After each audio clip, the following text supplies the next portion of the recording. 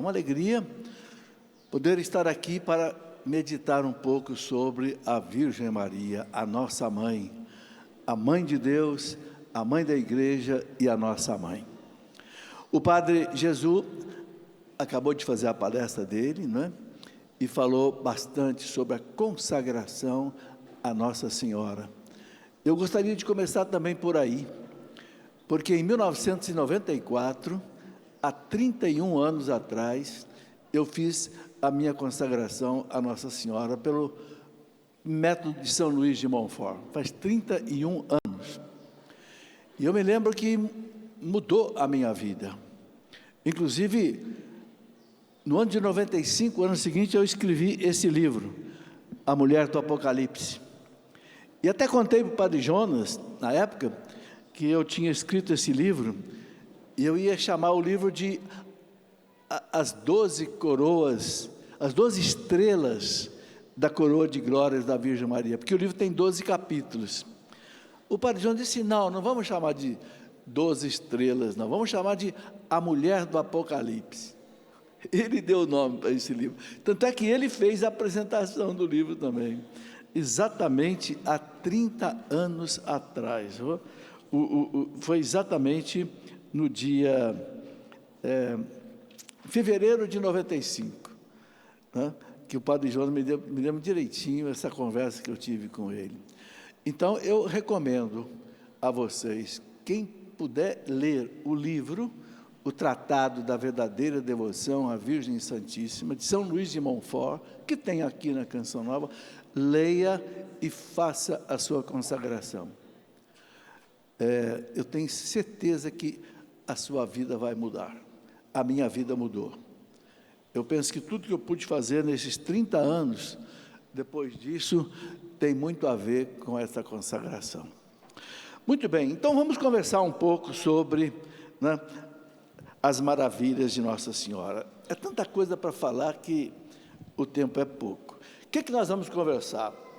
Vamos, primeiro de tudo, conversar um pouco sobre o que a igreja nos ensina sobre a Virgem Maria. Porque tem umas coisas também que o pessoal fala sobre a Virgem Maria que não é bem assim. Mas o que a igreja nos ensina, os 4 dogmas, né? Depois vamos conversar um pouco sobre esse aspecto de Maria, a nossa mãe, que Jesus nos entregou aos pés da cruz, a última coisa que Jesus fez, né? Depois Maria, mãe da igreja, ela protege a igreja, e Maria, a mãe de Jesus.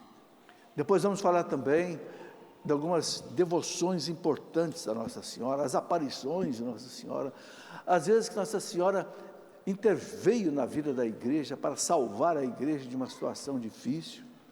Enfim, na medida que o tempo permitir, vamos desdobrando essas coisas. Eu quero começar pelos 4 dogmas que a igreja não tem dúvida sobre a Virgem Maria, porque é dogma. Dogma quer dizer, a palavra dogma quer dizer verdade, a tradução do grego para o português.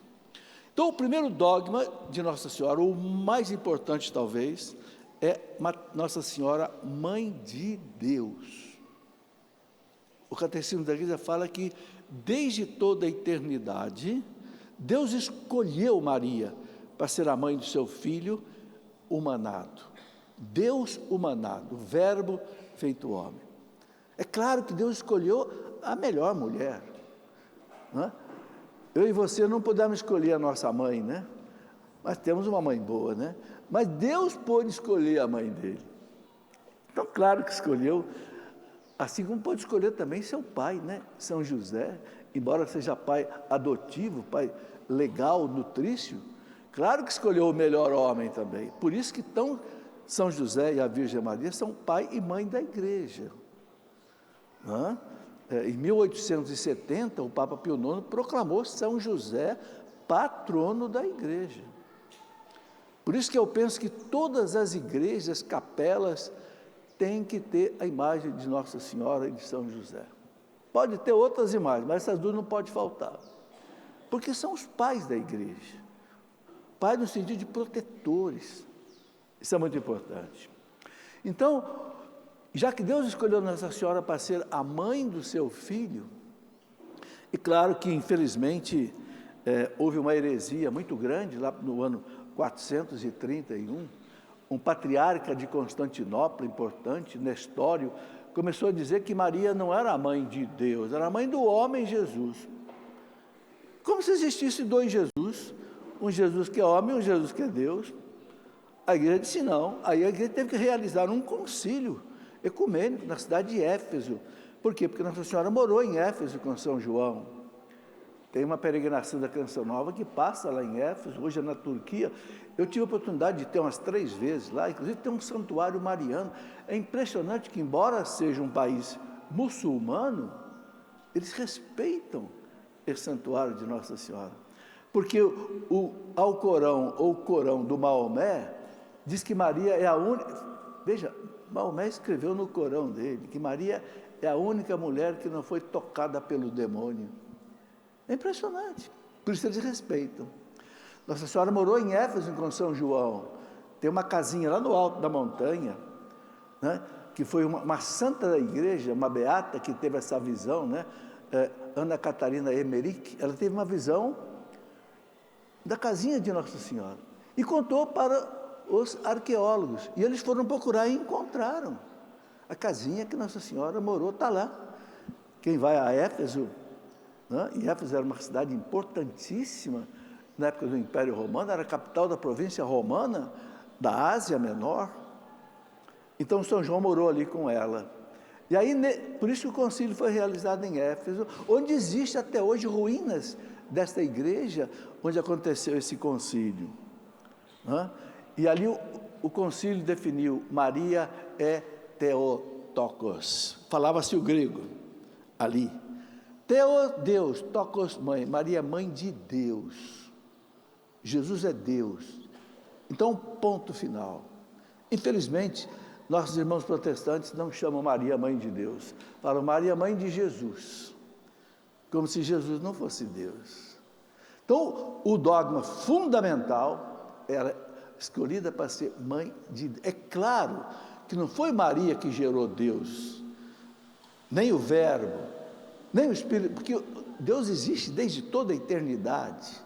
Deus não tem princípio, não tem fim, Deus é eterno.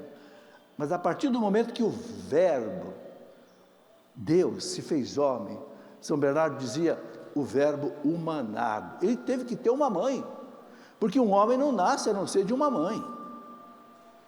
Então ele é mãe de Deus. Por causa disso, vem o segundo dogma, a Imaculada Conceição. Claro, se Deus escolheu essa mulher para ser mãe do seu filho, essa mulher não podia ter o pecado original, porque o pecado original significa o quê? Você ser cativo do demônio. Por isso que nós temos que ser batizados, porque o batismo anula o pecado original, anula essa dependência do demônio. Então, Deus preservou Maria do pecado original. Então, o Papa Pio IX, né, em 1854, ele proclamou solenemente o dogma, né, por uma bula pontifícia chamada Ineffabilis Deus.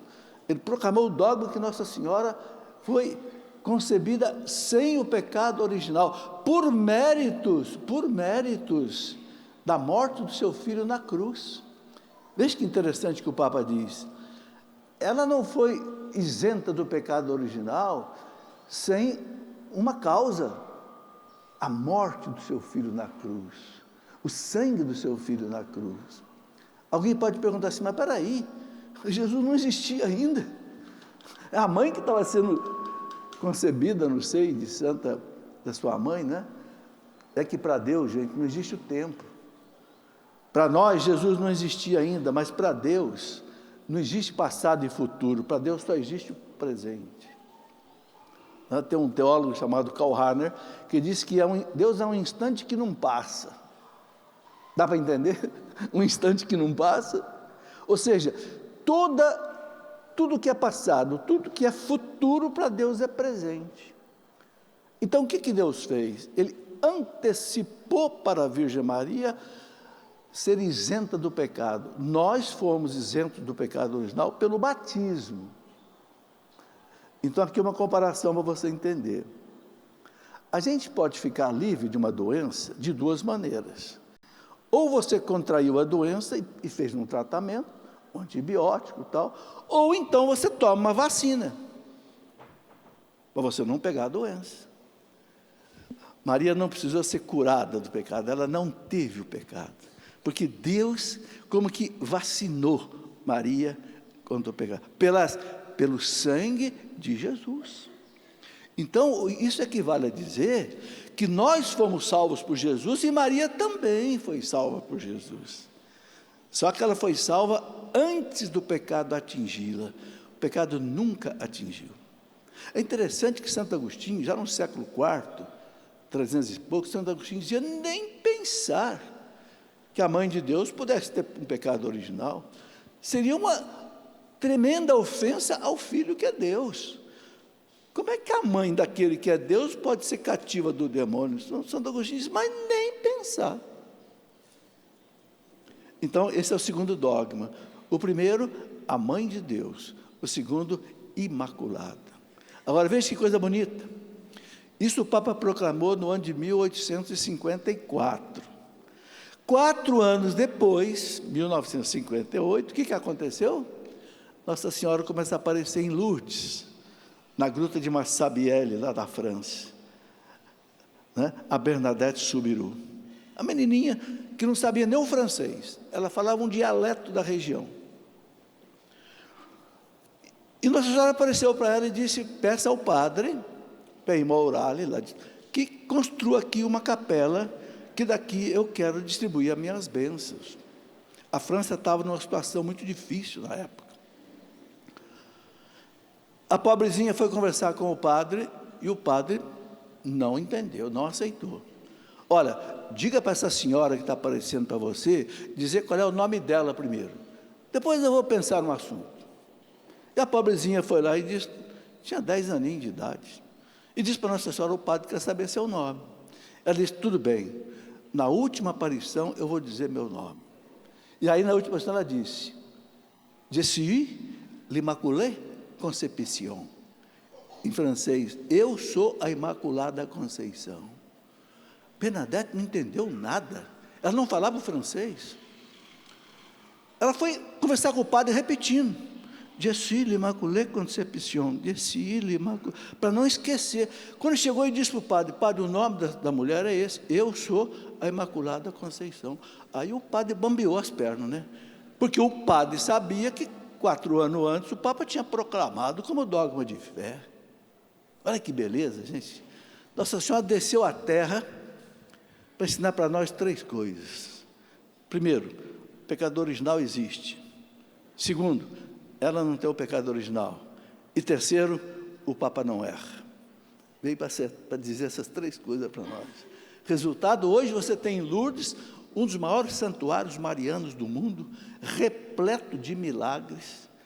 Nossa Senhora ainda fez aparecer aquela água milagrosa, mandou Bernadette cavar aí aos pés da gruta, quem vai lá vê essa água correndo ainda hoje. E você pode até se banhar nessas águas. Quantas e quantas pessoas foram curadas ali nessa água? Não é? Impressionante. Então, Nossa Senhora desceu do céu para dizer, Je suis l'Immaculée Conception, eu sou a Imaculada, eu não tenho o pecado original. Que coisa bonita, gente. É a mãe de Deus. Bom, aí tem um terceiro dogma, que é o dogma da virgindade perpétua da Virgem Maria. Esse talvez seja difícil para muita gente entender. Como é que Nossa Senhora dá a luz e continua virgem? Tanto o catecismo da igreja, citando Santo Agostinho, diz assim, Maria é virgem perpétua. Essa palavra está no catecismo da igreja. Virgem antes, durante e depois do parto. O parto de Maria não quebrou a sua integridade, diz o catecismo, aumentou ainda mais. Continuou mais virgem ainda. Alguém pode dizer, mas para que isso? Uma mulher qualquer que dá à luz, e claro, deixa de ser virgem, isso é ruim? Não, isso é maravilhoso, mas o que Deus quis colocar como sinal da virgindade de Maria? Gente, esse dogma foi proclamado na cidade de Capua, na Itália, lá pelo ano 300 e pouco, por um papa da igreja.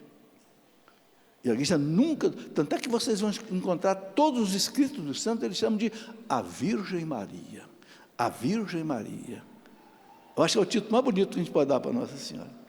O que Deus quis mostrar com esse sinal? É apenas um sinal. O profeta Isaías já tinha anunciado. O profeta Isaías, lá no capítulo 7, versículo 14, Isaías fala: eis que uma virgem conceberá. Esse é um sinal. Sinal do quê? Do Emanuel, do Deus que vai viver conosco. Entende? Então Deus quis deixar um sinal. Santo Agostinho dizia assim: para aquele que é extraordinário, todas as coisas são excepcionais. Jesus é extraordinário, porque não é um homem simplesmente, é um homem que é filho de Deus, é um homem que é Deus. Então para ele tudo é extraordinário na vida de Jesus, porque ele é excepcional. Santo Agostinho diz. Então, o parto dele foi um parto que manteve a mãe virgem, como um sinal. Então, na concepção, não houve a participação de um homem, obra do Espírito Santo. O parto virginal, e depois ela continuou virgem. Tem um santo doutor da igreja, que eu gosto muito dessa palavra dele, São Cirilo de Jerusalém, que é lá do século IV. São Cirilo de Jerusalém diz assim: por que vocês estranham a Virgem Maria ser virgem perpétua? É a coisa mais fácil que tem do mundo para Deus, porque para Deus nada é impossível. Ele fala assim: a luz não atravessa a vidraça de um lado para o outro sem quebrar a vidraça. Por que o verbo não pôde entrar e sair no seio da mãe sem rasgar as paredes? Olha que bonito. A Deus nada é impossível. Deus quis deixar esse sinal. Não quer dizer que as mulheres, por darem à luz ou conceberem, por não ser virgem, tem alguma coisa de errado. Nada, absolutamente perfeito, é a obra de Deus. Mas Deus quis deixar um sinal. Este é o Emanuel, Deus conosco. O quarto dogma é o dogma da Virgem Maria assunta ao céu de corpo e alma, que foi proclamado faz pouco tempo, né? Quem que proclamou esse dogma solenemente? Papa Pio XII, que eu conheci assim, né? Na época pelo rádio, nem televisão não tinha na época ainda, né? Mas eu me lembro do Papa Pio XII, um Papa extraordinário. Ele proclamou no dia 1º de novembro de 1950, através de uma bula pontifícia, Munificientissimus Deus, ele proclamou Maria. Ao término da sua vida terrena, foi elevada ao céu de corpo e de alma. Aí tem uma série justificativa, né? O Papa diz: aquela Virgem Santíssima, que gerou na sua carne o Filho de Deus, esta sua carne não podia se corromper na terra. Então Deus a ressuscitou. A igreja acredita que Nossa Senhora morreu. Não fala em morte, fala em dormição. Desde o século II, século III, tinha uma festa na antiguidade que se chamava Dormitio de Maria, a dormição de Maria. Deus a ressuscitou e levou para o céu de corpo e de alma. Essa é a fé da igreja, essa é a nossa fé. Hoje Maria no céu é nossa intercessora diante de Deus. Este é um ponto fundamental, gente, de acreditar. Maria está sentada ao lado de Deus, né? A igreja canta vestida de ouro, ouro de Ofir, à direita do rei, né? Então um salmo que fala assim, fazendo o quê? Intercedendo por nós sem cessar. Ela não deixa de interceder por nós. Maria é nossa mãe. Então esse dogma da Imaculada, da Assunção de Nossa Senhora ao céu, ensina para nós o seguinte: primeiro, o céu existe. É a nossa morada futura, e Maria no céu intercede por nós, ok? Por isso que a devoção a Maria é fortíssima. Quando Maria canta o Magnífica, Isabel diz para ela que devo a honra de receber a visita da mãe do meu Senhor. Gente, quando Isabel diz isso, mãe do meu Senhor, ela está dizendo mãe do meu Deus, porque os judeus só usavam a expressão Senhor, Adonai, para Deus. Isabel não disse: aqui devo a honra de receber a mãe do meu Jesus, homem. Não, aqui devo a honra de receber a mãe do meu Senhor. E diz São Lucas que Isabel estava cheia do Espírito Santo. O menino que estremeceu na barriga dela, porque Maria visitou Isabel, Jesus era ainda um embriãozinho no seio de Maria, não era? Porque tão logo Maria concebeu, já foi à casa de Isabel. Jesus não estava nem um mês ainda gerado, mas o verbo já estava ali naquele embrião. Então, quando o verbo encontra com João Batista no seio de Isabel, João Batista estremeceu, e diz São Lucas que Isabel ficou cheia do Espírito Santo. Então a gente pode entender que o Espírito Santo falou pela boca de Isabel: aqui devo a honra de receber a mãe do meu Senhor. Gente, não é qualquer coisa.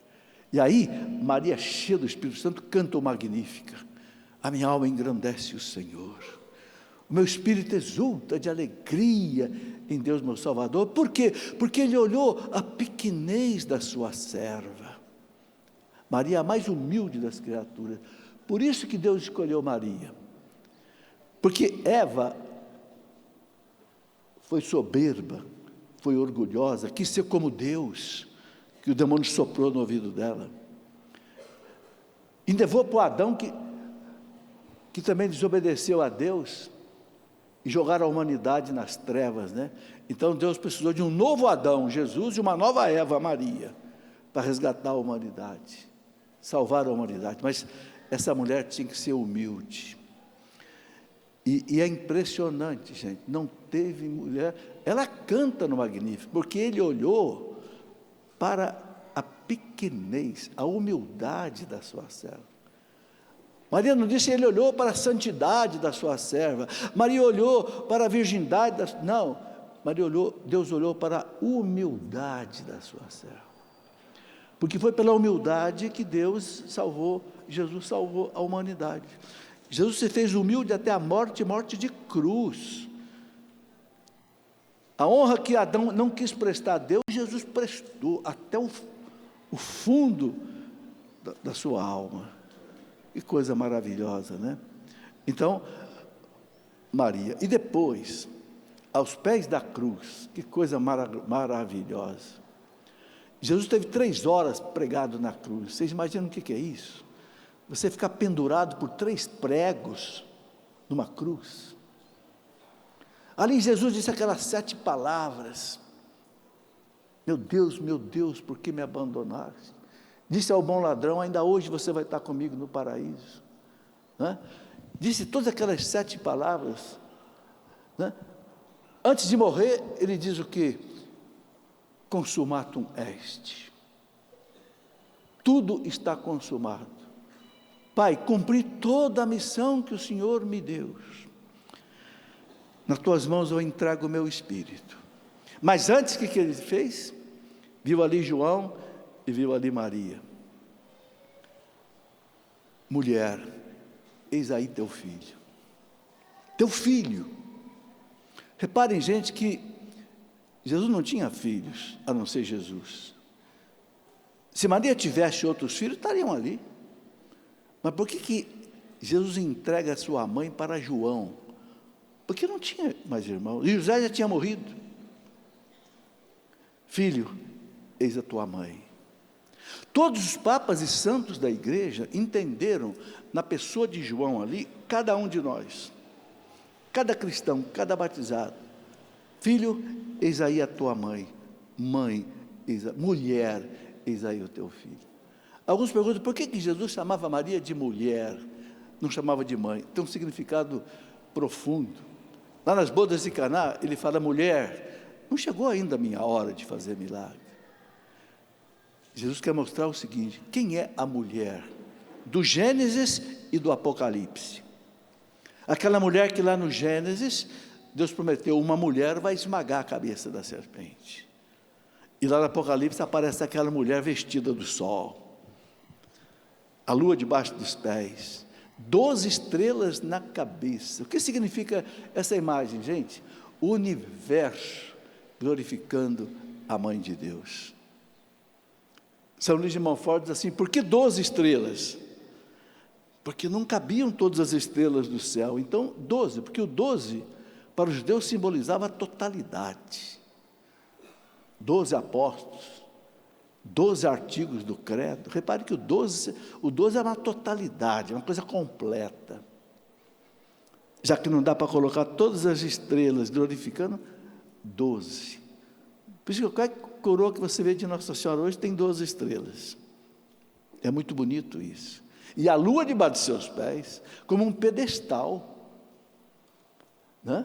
A igreja muitas vezes usa a lua como um símbolo de Maria. Quem é esta que avança como a aurora, brilhante como o sol, com a lua, temível como o exército em ordem de batalha, né? É Maria, a mãe de Jesus. Que coisa maravilhosa, gente. A gente poder entender com profundidade o que a igreja ensina sobre a Virgem Maria. E ela é mãe de cada um de nós, e ela é mãe da igreja. Eu queria agora explorar um pouquinho esses dois pontos. Mãe de cada um de nós, mãe espiritual.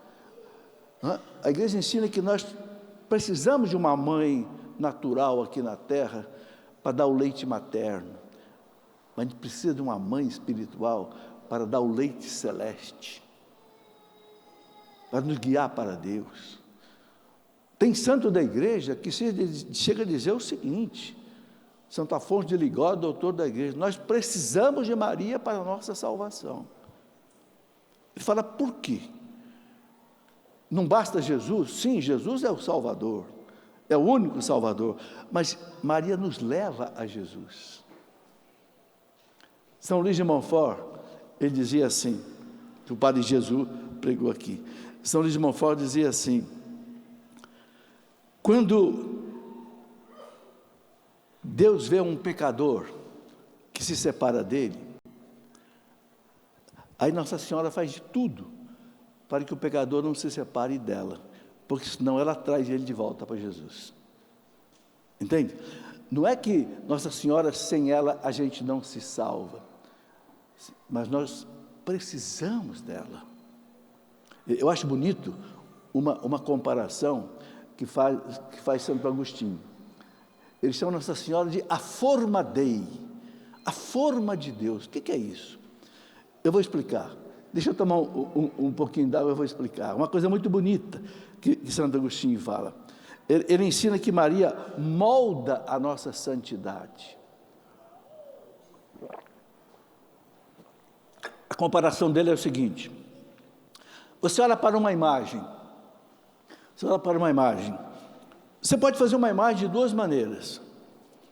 Você pode pegar um bloco de madeira ou um bloco de pedra, como fazia Michelangelo, cortar aquele bloco e dali sair uma imagem. Mas espera aí, você tem que ser gênio, você tem que ter paciência, você tem que ter perícia, porque senão você corta tudo errado e vai sair a coisa mais feia do mundo. Então, Santo Agostinho compara aquele que quer chegar à santidade sem a devoção à Virgem Maria. Demora muito, você sofre muito, de repente você desanima. Mas tem um outro jeito de você fazer uma imagem, é você usar uma forma. Se você tiver uma forma, como é que são feitas as imagens? São feitas com forma. Você coloca ali o gesso, coloca ali resina, ou coloca não sei o quê, virou, se a cor está pronta, tira os defeitinhos, acabou. Então você faz imagem em série. Então Santo Agostinho diz assim: se você quiser ser santo sem Maria, você vai ralar, vai demorar, você pode desistir, você pode se cansar, o demônio vai te perturbar, mas com ela não, com ela não, com ela a santidade é rápida, porque ela é uma forma de santidade, ela é o molde da santidade, ela é santíssima. Quando você, pela consagração, você se derrama dentro dela, é o sentido da consagração, né? Você se une a ela, você se entrega a ela molda você à imagem de Jesus. O que é a santidade? A santidade é você adquirir o rosto de Jesus. São Paulo, na carta aos Romanos, capítulo 8, versículo 29, São Paulo fala assim: Deus nos predestinou para sermos conformes à imagem do seu Filho. Esta é a vontade de Deus para todos nós. Deus deseja, esse predestinou, quer dizer, Deus deseja, né, que cada um seja a imagem do seu Filho. O Pai quer que eu tenha a imagem, eu tenha o rosto de Jesus. Ou seja, eu pense como Jesus, eu aja como Jesus, eu viva como Jesus. É aquela música do Padre Zezinho: amar como Jesus amou, viver como Jesus viveu, sorrir como Jesus sorriu, amar como Jesus. Esse é o desejo de Deus, isso é a santidade. E quem nos leva a você ter criar dentro de você a imagem de Jesus? A Virgem Maria. Claro que também a Eucaristia, né? Santo Agostinho dizia: quando você come o pão da padaria se transforma em você, mas quando você come o pão do céu, você se transforma nele, é o contrário. Quando você comunga, você se transforma em Jesus, não Jesus se transforma simplesmente como um pão da padaria. Então, Maria, nossa mãe, guia espiritual. Eu gosto muito, sabe, gente, na Catedral de Lorena, onde eu vou à missa sempre, tem uma imagem belíssima. Quem entra na Catedral de Lorena, do lado direito, na capelinha da direita, tem uma imagem belíssima de Nossa Senhora, que veio da Europa, Nossa Senhora da Guia, uma imagem grande, tamanho natural, Nossa Senhora da Guia. Sempre que eu entro nessa catedral, para assistir a missa, primeiro eu vou na imagem dela. Nossa Senhora, quero pedir à Senhora, me guie nesse dia de hoje. Todos os meus pensamentos, minhas palavras, meus atos, minhas decisões, guia Nossa Senhora. Diante de Jesus aí, intercede por mim. Guia meus filhos, minhas filhas, meu genro, minhas noras, meus netos e netas, guia Nossa Senhora. Sabe, é mãe espiritual, mãe guia. Que coisa bonita, gente. E ela guia mesmo, você pode fazer essa experiência. Entende? Bom, mas ela também é mãe da igreja. Eu queria também destacar esse lado. O Papa Paulo VI, no meio do Concílio Vaticano II, né, vocês sabem que o Papa João XXIII morreu em 1962, o Papa João Paulo VI foi eleito Papa e ele continuou o concílio. Só que antes dele continuar, ele reuniu os cardeais, os bispos, né, da igreja. O concílio reúne todos os bispos do mundo, né, eram cerca de 2.600 bispos, e proclamou Nossa Senhora Mãe de Deus, Mãe de Deus e Mãe da Igreja, Mater Ecclesiae. Mãe de Deus já era o dogma, mas não é um dogma, é um título que Paulo VI quis dar a Nossa Senhora, Mater Ecclesiae, Mãe da Igreja. Por que Mãe da Igreja? É fácil de entender. O que é Jesus? O que é a igreja? A igreja não é o corpo místico de Cristo? Pio XII escreveu aquela encíclica, Mystici Corporis Christi, Mystici Corporis Christi, corpo místico de Cristo. A igreja é o Cristo ligado a nós. Santo Agostinho chamava o Christus totus. Ele é a cabeça, nós os membros da igreja. Então a igreja é Jesus Cristo, é o corpo de Cristo, né? Então a mãe de Jesus é mãe desse corpo, claro. Se ela é mãe da cabeça, ela é mãe do corpo. São Luís de Montfort, no livro dele, o Tratado da Verdadeira Devoção à Virgem Santíssima, São Luís de Montfort dizia assim: você já viu uma mãe dar à luz apenas uma cabeça? Nossa Senhora, na ordem natural seria uma coisa muito louca. Então, como é que a igreja vai ser só cabeça? Maria vai ser mãe só da cabeça. Se ela é mãe da cabeça, ela é mãe do corpo, ela é mãe da igreja. Claro, gente, porque a igreja é tudo que Jesus fundou para a salvação da humanidade. Então Maria, que é mãe de Jesus, é mãe dessa igreja, assim como José, pai, também proclamado pelo Papa Pio IX, né? Isso é muito importante a gente entender, se agarrar a esse pai e essa mãe da igreja, sobretudo nos tempos difíceis da igreja. Os papas sempre recomendaram muitas encíclicas dos papas sobre Nossa Senhora, sobre São José, incitando a igreja a ser consagrados a eles.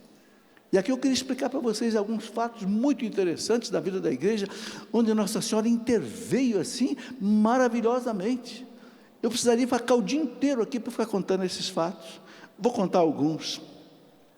Vocês já viram, por exemplo, falar de Guadalupe, Nossa Senhora de Guadalupe, que apareceu no México em 1531. Olha, a América tinha acabado de ser descoberta por Cristóvão Colombo em 1492. Né? Então, pouquinho depois, já chegaram aqui os missionários franciscanos, e eles não conseguiam evangelizar os índios, os astecas e maias, que eram terríveis, faziam aquelas mortandades de gente, oferecendo aos deuses naquelas pirâmides do México, que eu estive lá 2 vezes, eu vi, uma coisa horrorosa. Houve dia deles matarem 1000 jovens oferecendo aos deuses. Sabe como é que era isso?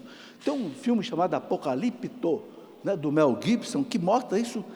Gente, coisa bárbara.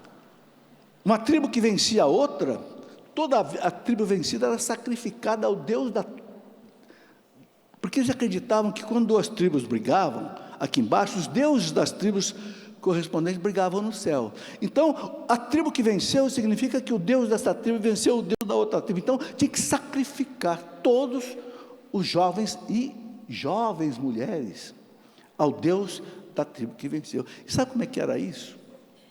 Lá em cima da pirâmide mais importante, que era a pirâmide do Sol, que eu subi um dia lá em cima, até eu estava com o padre Roger Luiz.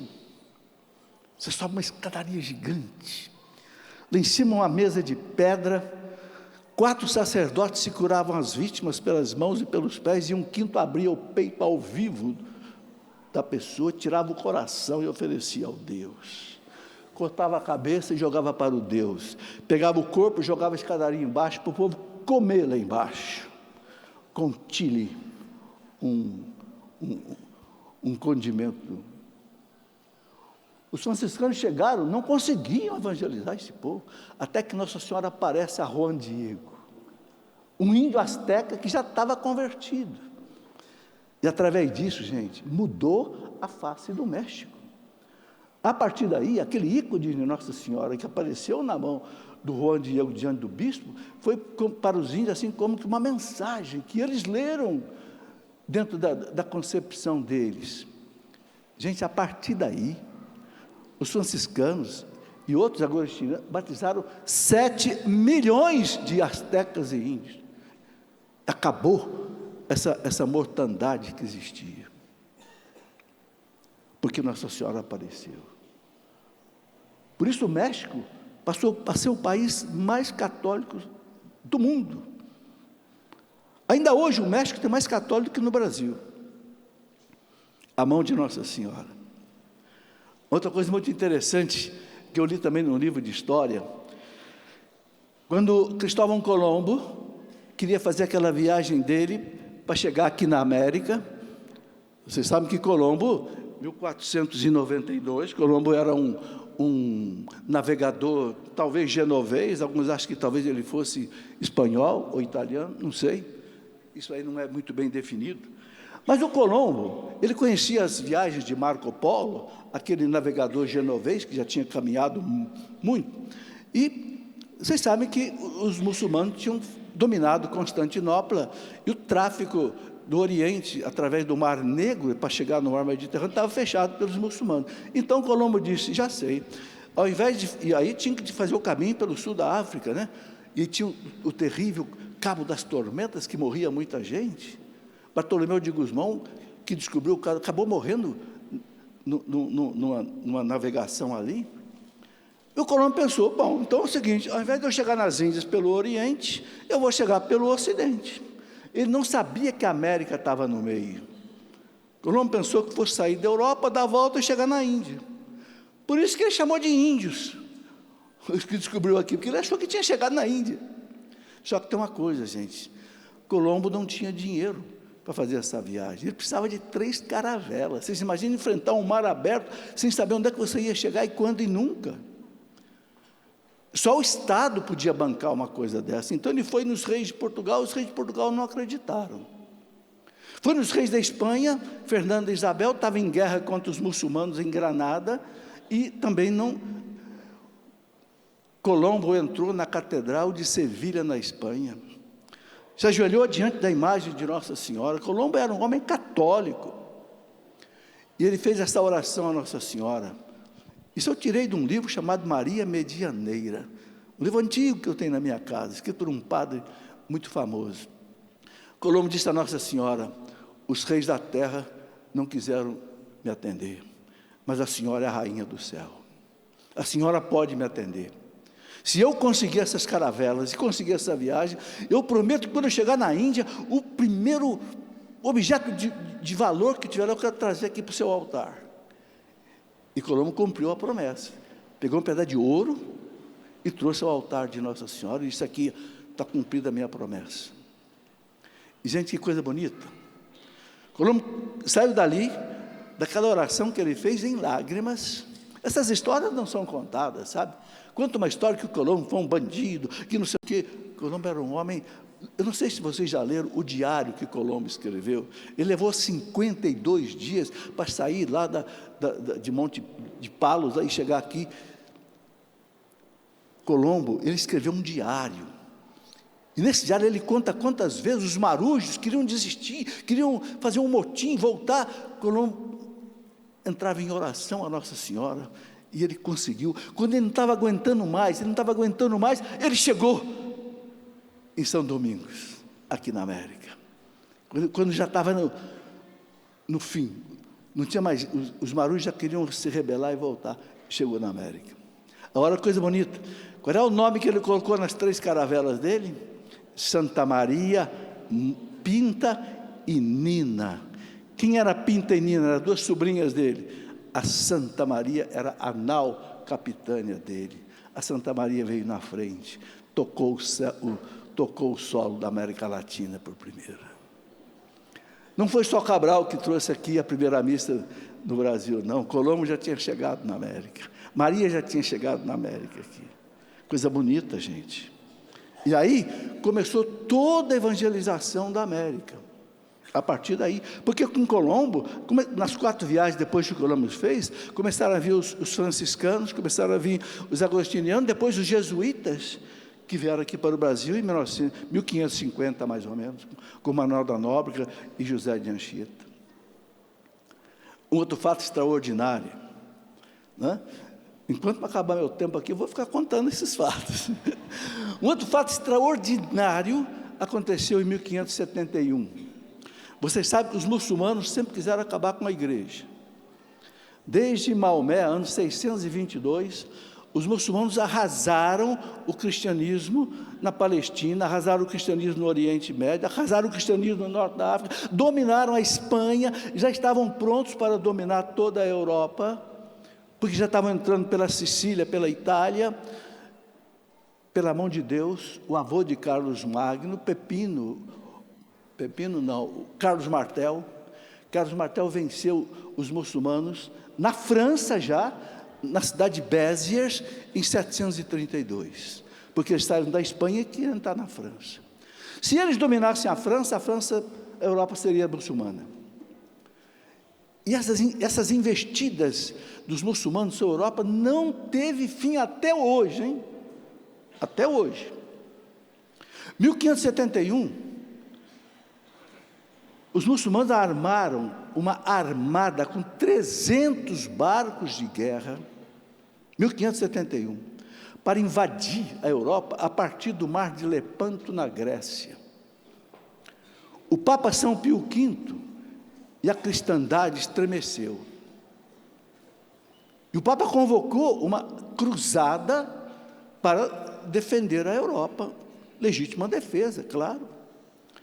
Pediu aos príncipes cristãos da Europa que montassem uma armada, porque a guerra ia ser no mar, ali no mar de Lepanto, na Grécia.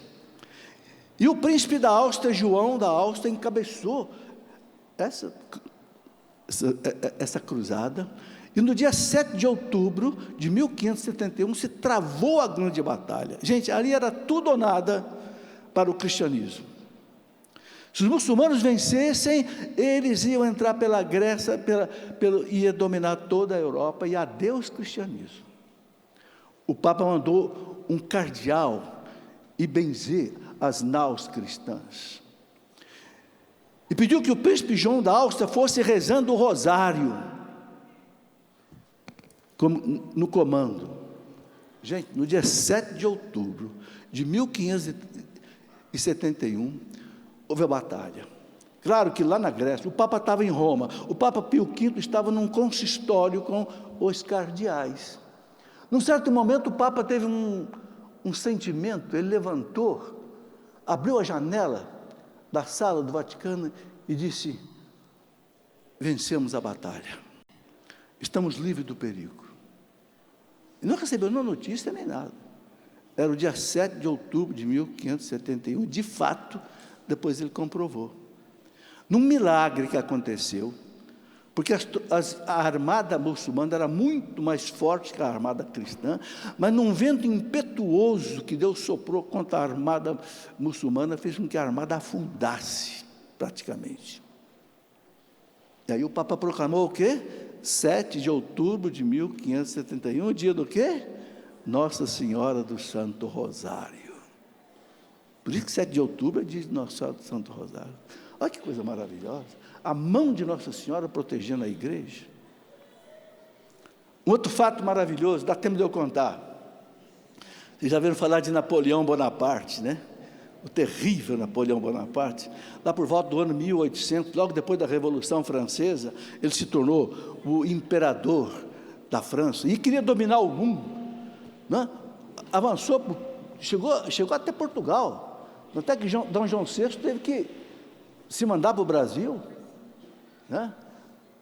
D. João VI veio para cá, que o Napoleão tinha dominado a Itália, tinha dominado Portugal, tinha dominado tudo,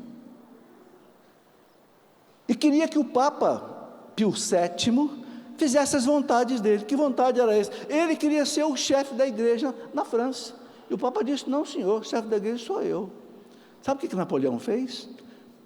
1805, invadiu o Vaticano, prendeu o Papa, e levou o Papa preso para Roma, lá no castelo de Fontainebleau, em Paris, no palácio dele, lá nas masmorras, lá embaixo. O Papa ficou preso 5 anos.